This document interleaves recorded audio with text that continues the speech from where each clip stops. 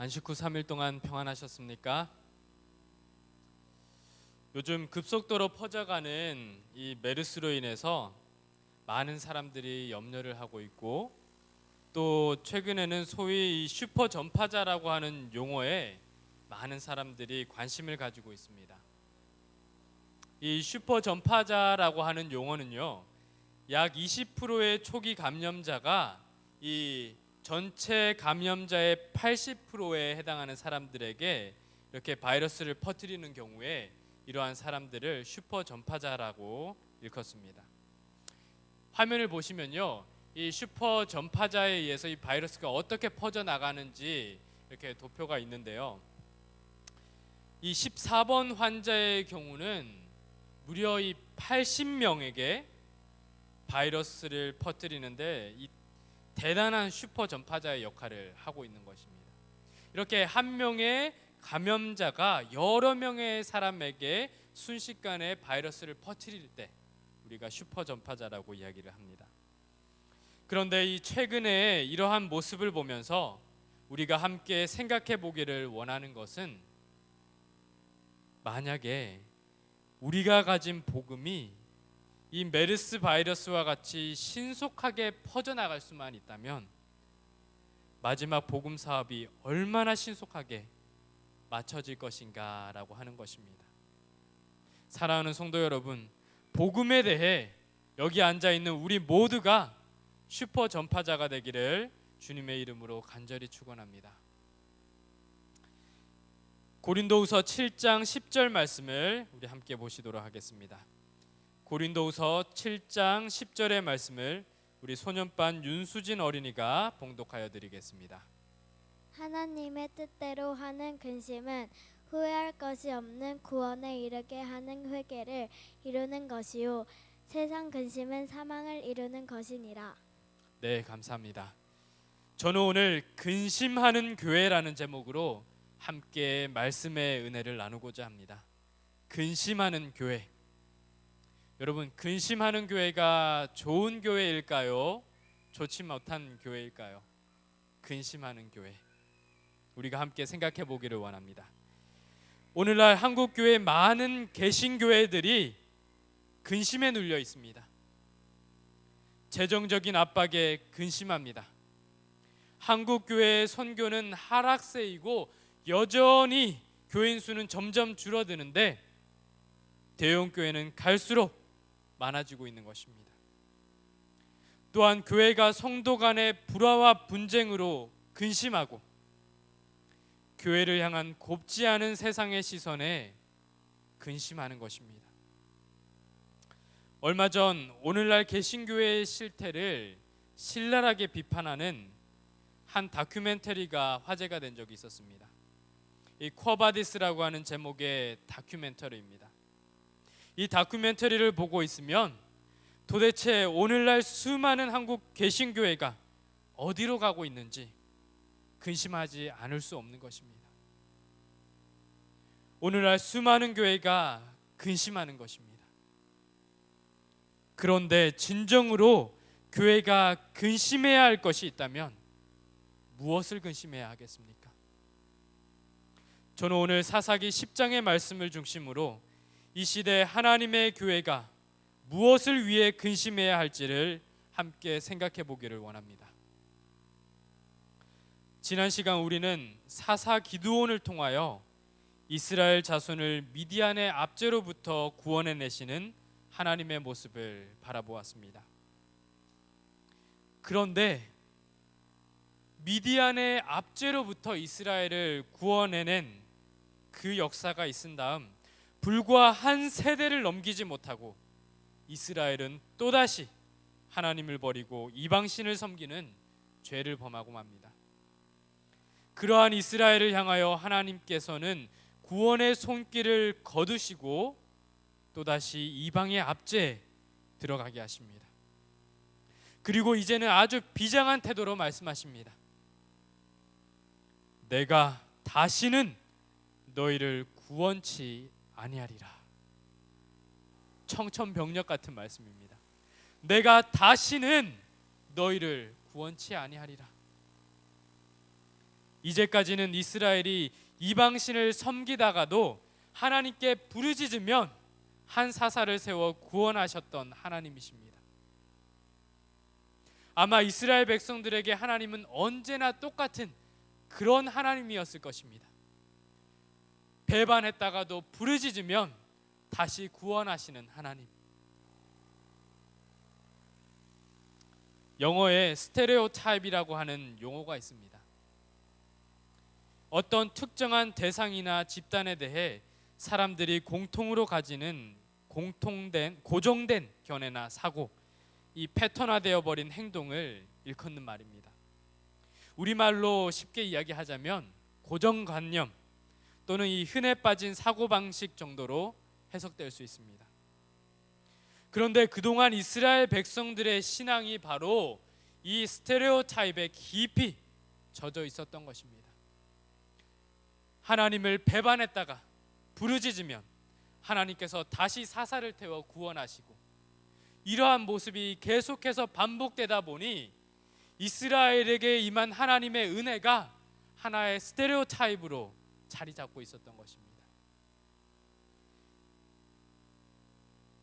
이것이 이스라엘 백성들에게 패턴화되어 버린 것입니다. 그런데 이제는 이야기가 달라졌습니다. 내가 다시는 너희를 구원치 아니하리라. 하나님께서 선언하시는 것입니다. 더 이상 이 백성이 스테레오타입에 젖어서는 안 되겠다라고 결심하신 것입니다. 그런데 여러분, 우리의 신앙은 어떻습니까? 이스라엘 백성들의 신앙이 이 스테레오타입에 젖어 있었다면 오늘 우리의 신앙의 모습은 어떻습니까? 우리의 신앙도 스테레오타입에 젖어 있지는 않습니까? 어떤 고통이 밀려오면 하나님께 부르짖고 그것이 해결되면 하나님을 잊고 다시 세상과 벗해 살다가 또다시 시련이 오면 하나님을 찾고 부르짖는 우리의 모습 말입니다. 어쩌면 사사기의 이야기가 오늘 우리들의 이야기인지도 모르겠습니다. 사사기 내에서 하나님께서는 총 12명의 사사들을 세우십니다. 그 말은 12번 이스라엘을 용서하셨고 다시 품으셨다는 말입니다. 사랑하는 성도 여러분, 오늘 우리의 삶 속에서 몇 번의 용서와 다시 품으심을 경험하고 있습니까? 만일 우리가 나만의 사사기를 써볼 수 있다면 과연 똑같은 죄를 몇 번이나 반복하고 몇 번 용서받고 있습니까? 12번 하나님께 부르짖고 또다시 그분에게서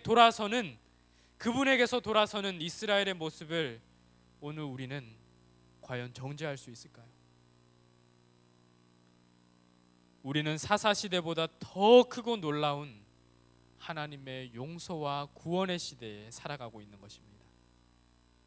그렇다면 우리 스스로에게 진지하게 질문해 보아야 할 것입니다. 우리의 신앙은 스테레오타입에 젖어 있지는 않은가? 이미 스테레오타입에 젖어 있던 이스라엘 백성을 향해 하나님께서 내리신 특단의 조치는 내가 다시는 너희를 구원치 아니하리라는 선언이었습니다. 이 말을 들은 이스라엘 백성들이 어땠을까요? 청천벽력과도 같은 선언이었을 것입니다. 앞이 캄캄했을 것입니다.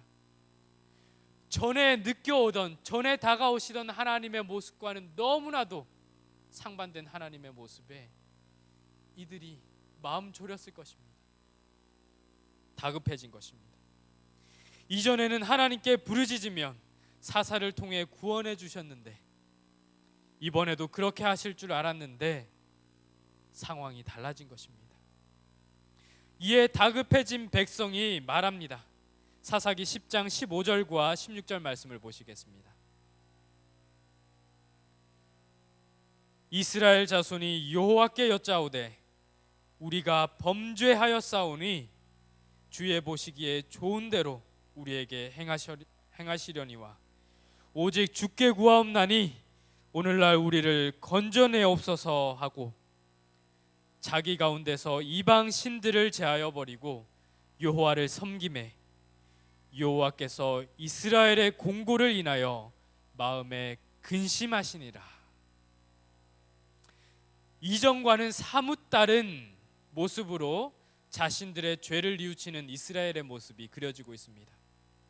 이전까지는 이방의 압제와 고통에 대해 단순히 이스라엘 백성들이 어떻게 했습니까?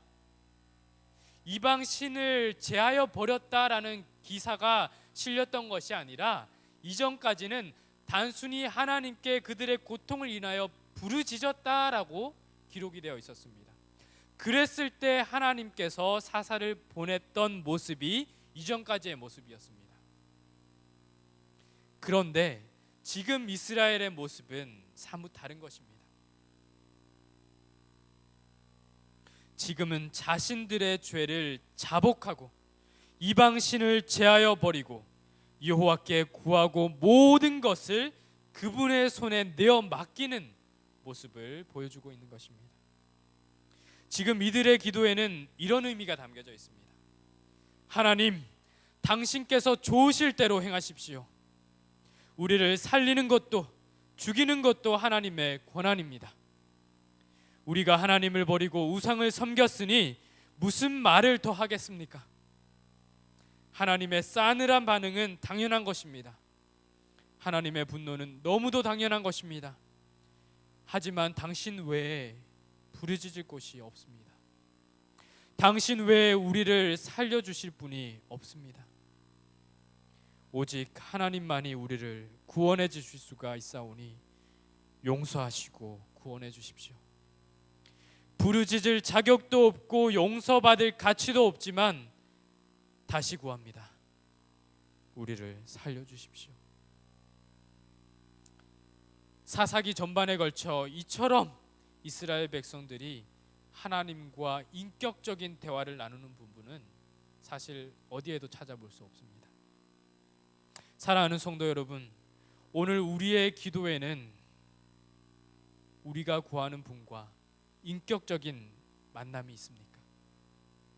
우리의 기도가 단순히 형식적인 기도가 아니라 관계의 회복이고 인격적인 만남이 있는 기도가 되기를 간절히 소망합니다. 여러분, 이 사사기 10장 13절부터 16절까지의 말씀 어간에 녹아있는 미묘한 감정의 변화를 잘 주목해 보시기 바랍니다. 이 13절부터 16절까지의 말씀은 이렇게 기록하고 있습니다. 너희가 나를 버리고 다른 신들을 섬기니 그러므로 내가 다시는 너희를 구원치 아니하리라. 가서 너희가 택한 신들에게 부르짖어서 너희 환난 때에 그들로 너희를 구원하게 하라.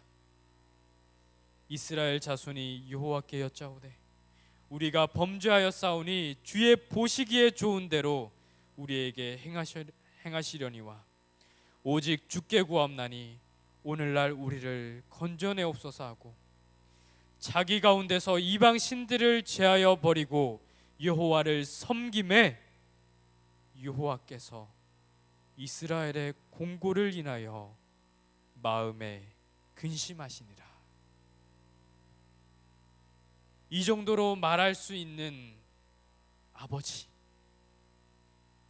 또 이 질책을 가만히 듣고 있는 아들, 이 둘 사이에 놓인 감정의 변화를 보고 있으면 내가 과연 어떤 존재이기에 하나님께서 이토록 애타하시고 소가리를 하신다는 말인가? 어느 순간 이 감정의 변화는 나와 하나님의 문제로 넘어와 있는 것입니다. 그런데 이어지는 말씀은 둘 사이에 흐르고 있는 미묘한 그 감정의 선이 최고 정점에 달합니다. 이어지는 말씀입니다. 여호와께서 이스라엘의 공고를 인하여 근심하셨더라. 여호와께서 근심하셨더라. 여러분, 근심은 좋은 것일까요? 아니면 좋지 못한 것일까요? 성경은 근심에 대해 어떻게 말하고 있습니까? 잠언 17장 22절입니다. 마음의 즐거움은 양약이라도 심령의 근심은 뼈로 마르게 하느니라. 그런데 이 전도서 7장 3절에는 또 이렇게 이야기합니다. 슬픔이 웃음보다 나음은 얼굴에 근심함으로 마음이 좋게 됨이니라. 근심을 하지 말라는 말인가요? 근심을 하라는 말인가요? 사실 하나님께서 근심하시지 않으셨다면 사사기는 10장으로 끝나야 했습니다. 영원히 이방 민족의 압제 아래 살아갈 이스라엘 백성들의 이야기로 끝이 나야만 했던 것입니다. 그런데 하나님께서 근심하심으로 사사기는 10장으로 끝나지 않는 것입니다. 사사기는 총 21장으로 구성되어 있습니다. 그렇기 때문에 사사기 10장 후반부의 절은 사사기 전체의 분량으로 볼 때 정중앙에 위치하고 있습니다. 그런데 바로 이 사사기의 정중앙에 여호와께서 이스라엘의 공고를 인하여 마음에 근심하셨다는 말씀이 등장하고 있는 것입니다. 사사기를 읽는 독자에게 이 독자가 주목해 보아야 할 아주 중요한 대목입니다. 여기 죄인을 향한 하나님의 깊은 애정과 동정의 마음이 근심이라고 하는 단어로 함축되어 있습니다. 근심하셨더라. 하나님께서 근심하셨다는 이 말씀은 우리 인간에게는 너무도 과분한 하나님의 은혜인 것입니다. 이 본문의 원어를 문자적으로 해석하면요, 지금 우리가 가지고 있는 이 성경은 근심하셨더라라고 하는 관용적 표현으로 다소 이 완충적인 표현으로 이렇게 표현을 하고 있는데, 이 원어를 직역하면은 이러한 표현입니다. 하나님의 생명이 단축되었다, 짧아졌다. 여러분 느껴지십니까? 하나님의 숨이 단축되셨다. 하나님의 숨이 짧아지셨다. 하나님께서 죄인을 바라보시며 근심하실 때 그의 생명이 단축됐다는 것, 이 엄청난 복음이 이 짧은 문장 안에 녹아 있는 것입니다. 잠시 우리의 마음을 갈바리 십자가로 향해 보기를 원합니다. 죄인을 구원하시기 위해 가장 사랑하는 한 분 예수님을 이 땅에 보내시어 죽게 하신 하나님께서 십자가에 못 박으라, 십자가에 못 박으라 외치던 군중을 바라보시며 얼마나 고민하셨을까. 십자가 아래에서 자신의 옷을 제비 뽑고 있는 군병을 보시며 내가 만일 하나님의 아들이어든 내려오라, 너를 구원해 보라고 조소하던 이들을 보시며 예수님께서 얼마나 깊은 고민에 잠기셨을까. 그분께서 마지막 숨을 내쉬는 것조차도 얼마나 버겁고 힘이 드셨을까.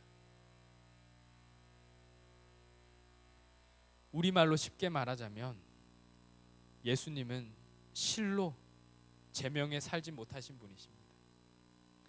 예수님의 제명은 영원이고 무한이었습니다. 죽음을 맛볼 필요가 없는 분이셨습니다. 그런데 그분께서 우리의 인간과 같은 시작점을 가지셨고 끝점을, 그리고 누구보다도 근심하며 고통 중에 끝점을 겪으셨습니다.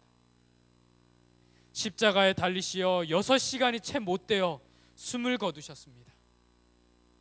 원래 십자가형은 며칠씩 사람에게 최고의 고통을 남기며 죽어가게 하는 그러한 형이었습니다. 실제로 예수님께서 숨을 거두신 뒤 양편의 강도는 여전히 살아 있었습니다. 그래서 급히 군병들이 그들의 다리를 꺾어 숨지게 했다라고 기록합니다. 양평 강도들에 비해 예수님께서 그토록 빨리 숨을 거두신 것은 그분께서 깊이, 그 누구보다도 깊이 근심하셨던 까닭입니다. 온 인류의 죄로 근심할 때 그분의 심장이 파열되었던 것입니다. 영감의 글은 이 부분을 다음과 같이 증언합니다. 시대소망 772쪽입니다. 예수님을 죽게 한 것은 창에 찔렸기 때문도 아니고 십자가의 고통도 아니었다. 죽음의 순간에 큰 소리로 부르짖으신 것과 그분의 옆구리에서 피와 물이 흘러나온 것은 그분이 심장 파열로 죽으셨다는 사실을 말해준다. 그분의 심장은 정신적 고통에 의하여 파열되었다. 여러분, 예수님의 근심이 느껴지십니까? 오늘 그리스도인으로 살아가는 저와 우리는 이러한 근심 아래 살아가는 것입니다. 그분의 근심이 있으셨기 때문에 우리가 오늘도 구원을 소망하며 살아가는 것입니다. 죄인을 향한 그분의 깊은 근심이 그분의 숨을 짧게 했던 것입니다. 이 부모님들이 때때로 자녀들을 인해서 내가 너 때문에 참 제명에 못 살겠다라는 말을 하곤 합니다. 제가 부모가 되기 이전에는 저의 존재 자체가 이 부모님의 명을 단축시킨다는 사실을 알지 못했습니다. 그런데 이 부모가 되어 보니 자녀로 인해 밤잠 설치고 근심하는 일들로 인해 명이 단축될 수도 있다는 사실을 알게 되었습니다. 하나님께서 지금 이스라엘을 향해 그렇게 말씀하시는 것입니다. 얘들아, 내가 너 때문에 제명에 못 살겠다. 그분 안에 있는 근심은 좋은 것이 아니면서 동시에 좋은 것이 되는 것입니다. 하나님의 근심이 죄인들을 구원하는 일이 되었기 때문입니다. 그러므로 여러분, 하나님 안에서 하는 근심은 비록 심적으로 큰 고통과 고뇌가 뒤따르지만 그것이 구원을 이루는 일에 도움이 됨을 기억하시기 바랍니다. 사랑하는 성도 여러분, 우리는 과연 우리의 이웃과 동료 성도를 향하여 어떤 근심을 하고 있습니까? 우리 주님께서 하셨던 근심이 우리에게 있습니까? 한 영혼의 구원을 위해 내 마음이 타들어가는 경험, 내 숨이 단축되는 듯한 심정으로 하는 근심, 그리스도인이 가져야 할 가장 아름다운 덕목 중 하나가 이것이 아닐까요? 서로의 구원을 위해 진심으로 하는 근심이 우리 중에도 있기를 간절히 소망합니다. 본교 주석은 이 부분을 다음과 같이 주의하고 있는데 우리가 깊이 생각해 보아야 할 대목입니다. SDA 주석 3권 414쪽은 다음과 같이 주의를 하고 있습니다. 사람들이 그리스도의 발걸음을 따라간다고 공언하면서도 서로를 대할 때 이 같은 하나님의 특성을 언제나 드러내지는 못한다. 타인이 화해를 구하고 있을 때에도 그들은 계속해서 분노를 품고 있다. 반역하는 이스라엘을 향한 동정심으로 하나님의 마음이 동했다면 어떻게 자신들과 성정이 같은 사람들의 간청에 마음이 동하지 않고 가만히 있을 수 있단 말인가? 원한을 품는 것이 겉으로만 신실한 그리스도인들의 특성인 경우가 허다하다. 죄가 없는 하나님은 말할 수 없는 학대를 받았는데도 끊임없이 용서하는데 하나님의 자녀라고 공언하는 사람들이 악의와 원한을 여러 해 동안 품는 경우가 흔하다. 사람들은 주의 기도에서 우리가 우리에게 죄 지은 자를 사하여 준 것 같이 우리 죄를 사하여 주옵시고라는 구절을 심사숙고해 보아야 한다. 우리의 근심이 서로를 사망에 이르게 하는 근심이 아니라 서로를 살리고 구원을 얻는 일에 독려하는 근심이 되기를 이 시간 간절히 소망합니다. 그러한 근심이라면 우리 교회가 근심이 차고 넘쳐도 좋지 않겠습니까? 이제 말씀을 줄이면서 오늘 우리에게는 과연 어떠한 근심이 있는지 함께 생각해 보기를 원합니다. 혹 내게 좋지 못한 말과 행동으로 상처 준 이웃과 성도를 인해 용서하지 못하는 근심이 있지는 않습니까? 무엇을 먹을지, 무엇을 입을지, 어떤 자리에 오를지를 근심하고 계십니까? 사도 바울은 이러한 근심은 사망에 이르게 하는 근심이라고 했습니다. 하지만 동시에 하나님 안에서 하는 근심은 구원에 이르는 근심이라고 소개하고 있습니다. 무엇이 하나님 안에서 하는 근심인가요? 그것은 하나님의 마음을 가지고 하는 근심을 말하는 것입니다. 여호와께서 이스라엘의 곤고를 인하여 마음에 근심하시니라. 죄로 죽어가는 한 영혼을 살리고자 하는 근심. 내가 죽을지언정, 내 숨이 짧아질지언정 그 영혼을 반드시 구원하고자 하는 근심이 있는 성도, 그러한 근심을 가진 성도가 모인 교회가 우리 교회가 되기를 간절히 소망하며 말씀을 마치겠습니다.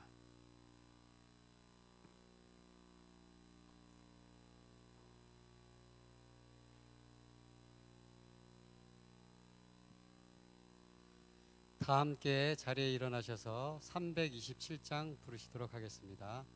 찬미 후에 개인 기도해 주시고 기도가 마치시면 1층으로 내려가서 인사를 나눠주시면 감사하겠습니다.